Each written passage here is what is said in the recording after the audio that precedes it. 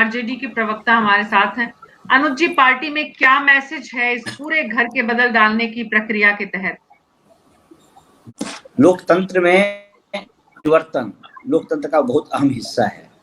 जब राष्ट्रीय अध्यक्ष बदल जाते हैं, प्रदेश अध्यक्ष बदल जाते हैं, तो संगठन में जो बाकी पदों पे जो लोग बैठे हैं उसमें भी बदलाव लोकतंत्र की एक प्रक्रिया है। और ऐसा नहीं है कि यह बदलाव सिर्फ बांकीपुर के परिणाम से आ रहे हैं। मैं बता दूं बहुत स्पष्ट आपके माध्यम से दर्शकों को कि बांकीपुर में हमारी हार नहीं हुई है।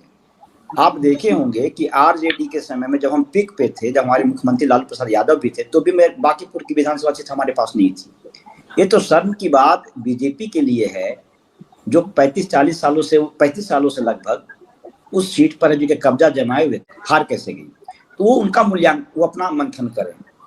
दूसरी बात, ठीक है, जनता ने जो जनादेश दिया उसका भी स्वागत है, लेकिन ये हमारे लिए मंथन का विषय नहीं। मुझे पता है कि वो हमारी सीट नहीं है, ऐसा कुछ समीकरण जिससे हम कभी जीत ही नहीं पाए, तो ये इस पे तो बात ही नहीं होनी चाहिए। इसलिए बांकीपुर की जीत हार से हमारी पार्टी के सेहत पर कोई असर अभी नहीं पड़ रहा है कि उसके कारण हम संगठनिक बदलाव के बारे में सोचा, ऐसी बात नहीं है। आपने देखा होगा कि जो बांकीपुर चुनाव से पहले बांकीपुर चुनाव से पहले आपके प्रवक्ताओं ने जितने दावे किए वो सारे बस चुनावी दावे थे या राजनीतिक पार्टियों नहीं, देखिए, ये बात तो हर कोई पार्टी चाहती है ना कि अगर हमें आप जिता देते हैं तो हमें मौका मिलेगा तो हम ये करेंगे।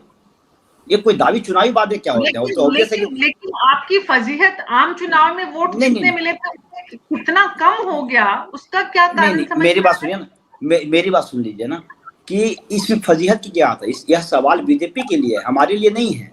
कि जो बीजेपी कहती थी कि कुत्ता बिल्ली को भी खड़ा कर देंगे तो हम जीत जाएंगे, आप उनसे पूछेंगे सवाल। हम तो कभी जीते ना, तो स्वीकार कर रहे हैं।